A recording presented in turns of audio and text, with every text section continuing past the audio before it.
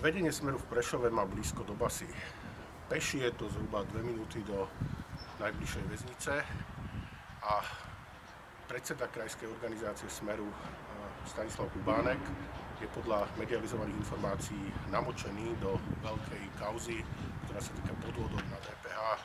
Týždenník Trend pred mesiacom priniesol informácie, z ktorých vyplýva, že hlavný podozrivý v kauze, v ktorej bol štát pripravený o zhruba 75 miliónov eur, tvrdí, že špičky Smeru, vrátane pána Kubánka, ktorý sídli tuto v tejto budove, ale aj vrátane ministrov financií Počiatka a vnútra Kaliňáka, vedeli o tých podvodoch a v podstate ich kryli.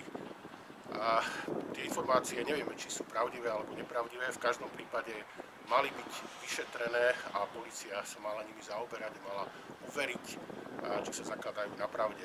Neurobila tak, takže my sme na základe medializovaných informácií podali trestné oznámenie zhruba pred mesiacom.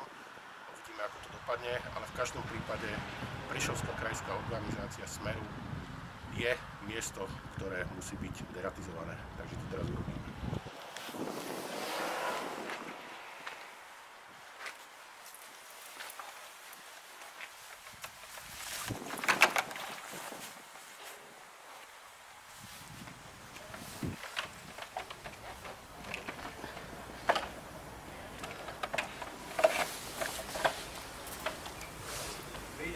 Dobrý. Môžem vás poprosiť, čo tu robíte? Deratizáciu. To mám tu robiť, no.